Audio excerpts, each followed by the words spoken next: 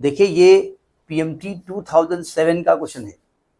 ये एक सर्किट दिया है, ये 6 ओम का रजिस्टर है, ये 3 ओम का रजिस्टर है, ये 4 ओम का रजिस्टर है और ये 18 वोल्ट की सप्लाई से जुड़ा हुआ है। तो कह रहे हैं कि आप इस पूरे सर्किट में टोटल पावर डिसिपेशन निकालिए। तो आपको सिंपल सी बात है, अगर टोटल पावर डिसिपेशन निकालना है तो आपको पहले तो टोटल सर्किट का रेजिस्टेंस निकालना होगा। सही कह रहा हूं ना? तो साफ साफ दिख रहा है, जब करंट यहाँ फ्लो हुई होगी, यहाँ पर आई करंट फ्लो हुई होगी और यहाँ पर दो भागों में बट गई होगी। इधर I1 हुई होगी, इधर I2 हुई होगी और ये I1 I2 आकर के यहाँ दोनों मिली होंगी, यहाँ फिर I हो गई होगी। ये सर्किट का करंट का स्ट्रक्चर है। तो क्या मैं कह सकता हूं कि R2 और R1 और R2 में करंट बढ़ रही है। तो R1 R2 सीरीज में है, पैरेलल में है? पैरेलल में है ना, यानी R1 और R2 काहे में है? पैरेलल में है। अगर ये पैरेलल में है तो इनका इक्विवेलेंट रेजिस्टेंस हमने क्या मान लिया? मैंने R4 मान लिया। तो पैरेलल का आप जानते हैं कि 1/R4 is equal to 1/R1 plus 1/R2, यानी 1/R4 is equal to 1/6 plus 1/3। 6 LCM हो गया, 6 1 जा 3 2 जा 3/6 यानी कि 1/2।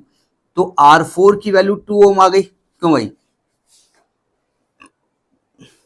और इस 2 ओम के साथ जो R3 है ना, वो सीरीज में है। तो जो इक्विवेलेंट रजिस्टर होगा R, वो आपका 4 + 2 यानी टोटल 6 ओम का रजिस्टर हो गया। टोटल जो वोल्टेज है वो 18 वोल्ट का हो गया। तो अगर टोटल पावर डिसिपेशन दिया निकालना हो, तो अगर वोल्टेज और रेजिस्टेंस दिया है तो पावर डिसिपेशन का फार्मूला क्या होता है? नहीं याद है? याद है, V और R दिया गया है। आई तो दिया नहीं गया, तो आई कहां से गुजर दिया तुमने? आई तो दिया नहीं गया ना, आई हम थोड़ी निकालने जा रहे हैं। V² होता है। देखो ध्यान से, देखो ध्यान से, नहीं वो भी होता है, जो गिवन होगा उसकी बात करेंगे ना। देखो जनरली पावर का याद कर लीजिएगा, पावर का फॉर्मूला W/T होता ना मैकेनिक्स में, जनरल फॉर्मूला। और इसमें इलेक्ट्रिसिटी में W को क्या लिखते हैं? Q इंटू V लिखते हैं ना, और अपान T।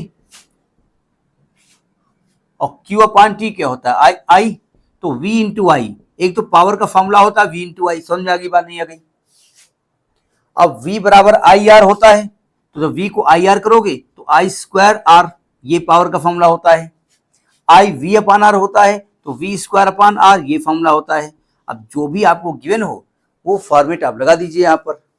तो V² हो गया आपका 18 इंटू 18 और R हो गया 6 6 18 18 3 54 वाट। ये पावर डिसिपेशन होगा। तो ये answer C part of this is correct. समझे बात आ गई? नोट करिए।